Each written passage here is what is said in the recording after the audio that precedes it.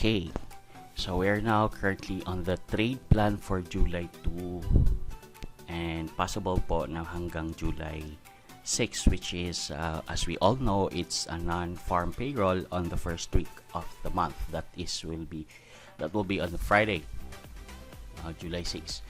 So ngayon, what is on my watch list is I have priority. This is the USD JPY, GBP JPY, AUD JPY, AUD USD, and Euro AUD.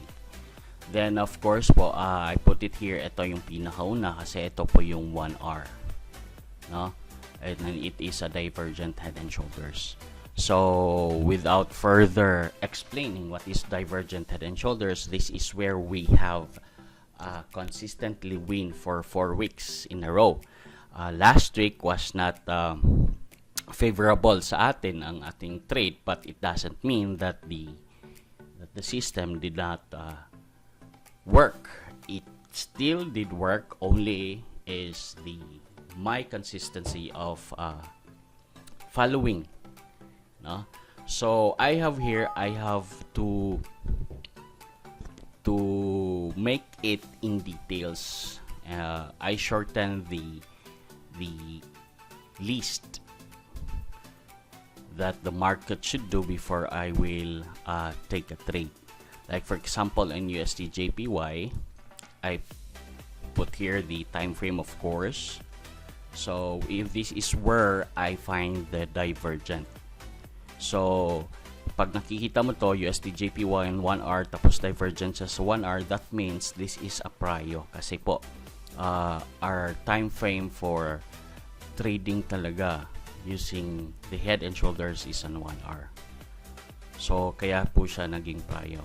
And aside from that, no, nilagay ko na rin dito po yung 618 rule, meaning to say the retracement from neckline kailangan umabot ng 618.618. What if hindi umabot, then I would not trade. So I make this as a rule para to avoid premature trading. Then of course, I will find for the reject. I will really wait for the rejection. Then I will wait for the retest. Once I got the 2, I will proceed to the moving average and the 15 minutes for crossover. Then if the crossover happens, I'll make sure the MACD is supported. And lastly, ito ang nangyari last week, which is kailangan sumuporta ng 35 pips ang stop loss ko from the entry. For the last week kasi hindi siya sumuporta ng 35 pips. So what I did, I forced it to do so.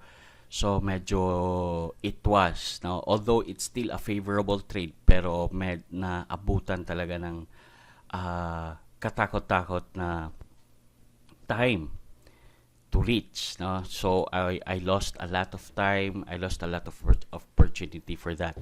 So nakikita nyo sa USD JPY is the trend is going up. So from left to right, and it's going up. So ang trading going up is so very favorable. Diba? So that's why isali niya, this is one of the reason, the number 1 si USD JPY sa watch list ko.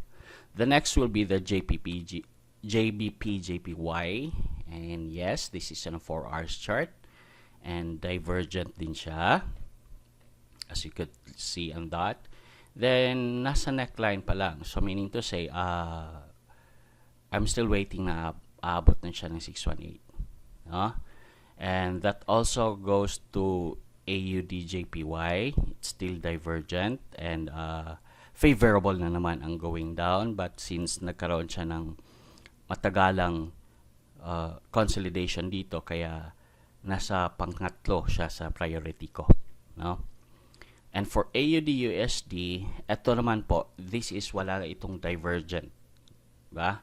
So however, nagfo-form siya ng head and shoulders, which is going down is favorable. Why? Because from left to right, pababa yung trend.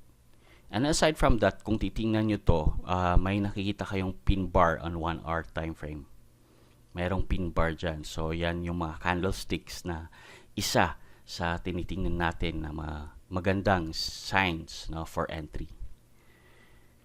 For Euro AUD naman, here, kailangan ingat-ingat lang po nito. Although we have a lot of correlating patterns, dalawa actually is isang malaking 4 hours at isang malaking 1 day at isang malaking 4 hours, no? So however, in trading in this one, kasi nasa 1 day ko nakita yung divergent niya, no? The retest and reject must be on 1 day time frame also. So medyo matagal-tagal pa po ito. But if ever that will happen, then let's make a trade.